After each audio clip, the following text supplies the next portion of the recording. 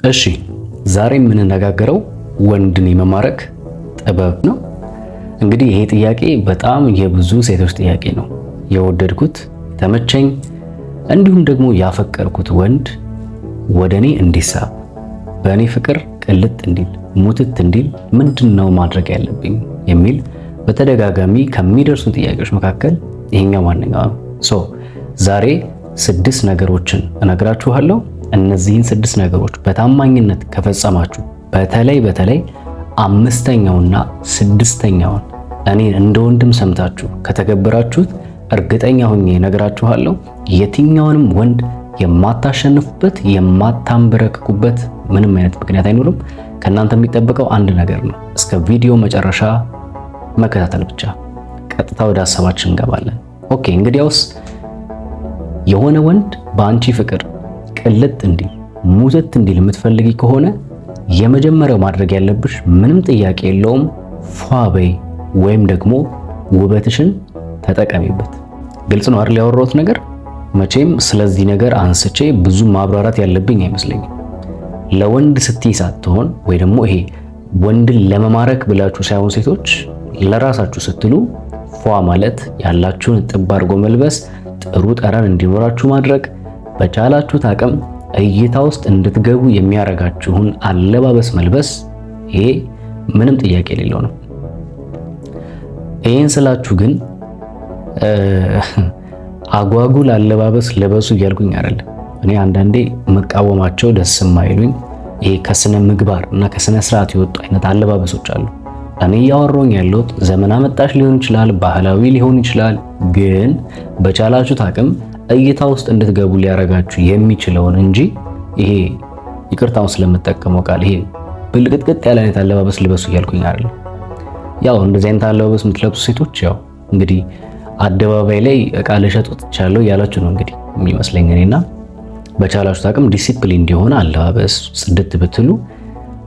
ይሄ በነገራችን ላይ ለመሰላችሁ ይንምላችሁ እኛ ወንዶች ተፈጥሯችን በራሱ እይታ ላይ ነው ፎከስ የሚያደርገው።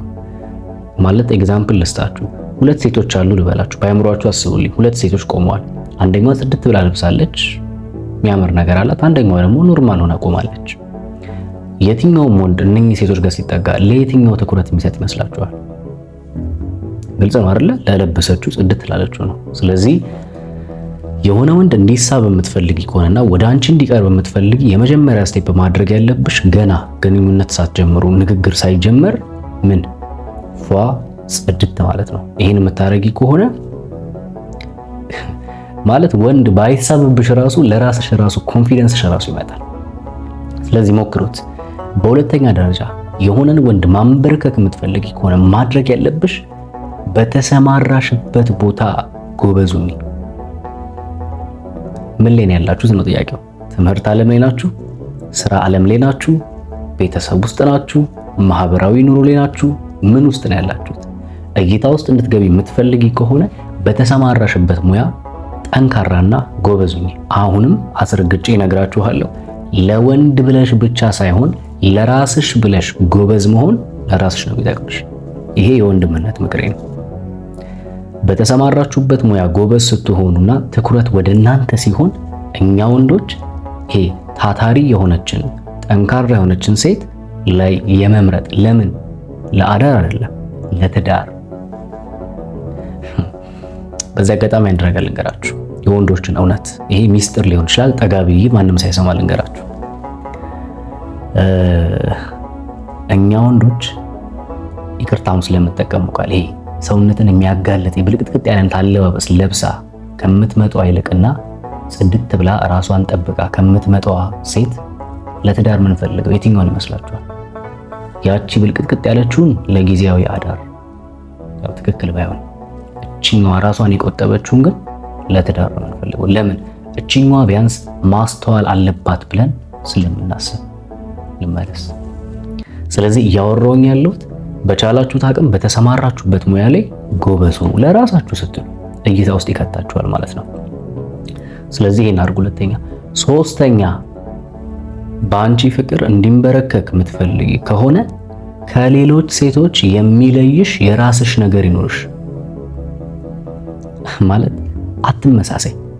የሆነ ነገር ይነጥልሽ። ባህሪ ሊሆን ይችላል፣ ትህትናሽ ሊሆን ይችላል፣ ወይ ተጫዋችነትሽ ሊሆን ይችላል።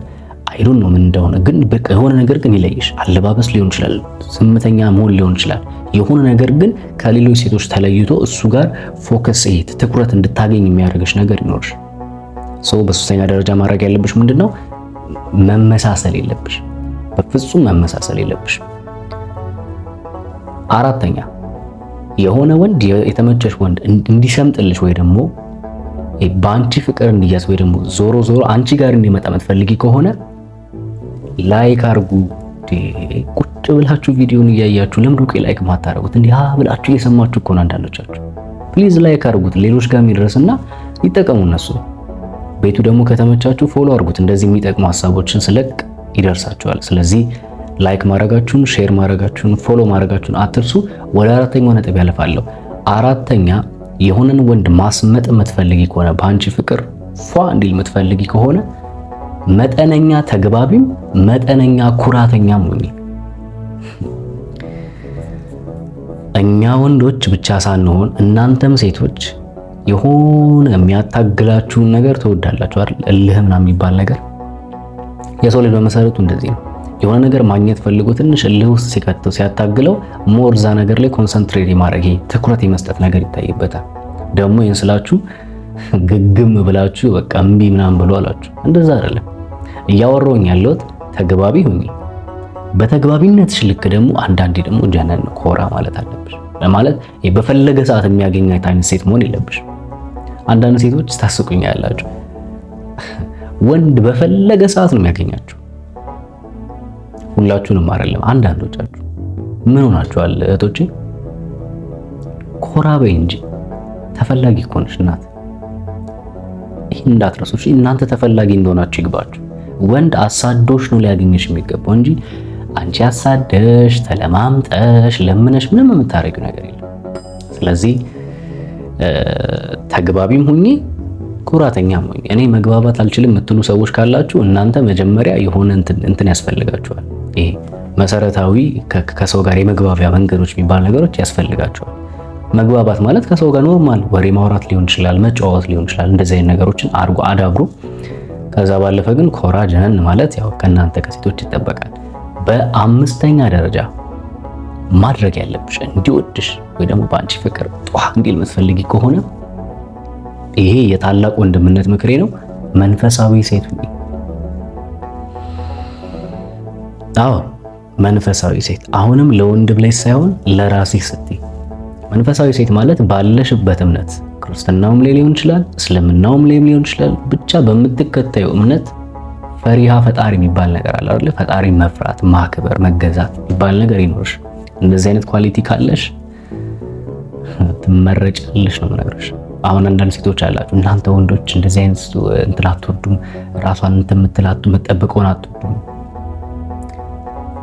እናቱ ስለ ጤነኛ ወንድ ነው እያወራ ያሉት፣ ስለ ትክክለኛ ወንድ እንጂ እዛ ወጠጤ ስለሆነው ገና ህይወት ይሁን መጨፈር፣ መሮጥ፣ መብላት፣ መጠጣት ብቻ ስለሆነ ወንድ አይደለም እያወራ ያሉት። ይሄ የትልቅ ሰው ቤት ነው። እሺ እናንተ ገና እዛ ሄዱና እዛ ጨርሱ። ስለዚህ ነገ ህልም ያላችሁ ማግባት የምትፈልጉ ግን የሆነ ወንድ ወደ ራሳችሁ መሳብ የምትፈልጉ ብቻ ናችሁ ይሄን ቪዲዮ ማየት ያለባችሁ። ኦኬ መንፈሳዊ ሁኚ።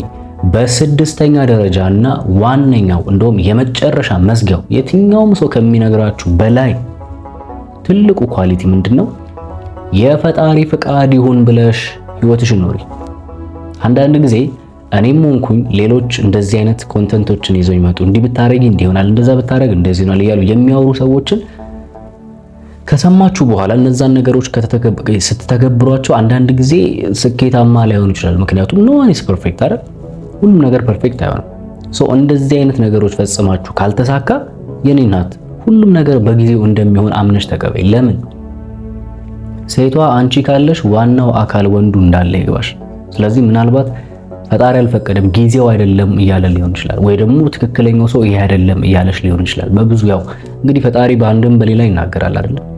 ስለዚህ ያው እኛ አንሰማም እንጂ እኛ እናስተውለውም እንጂ።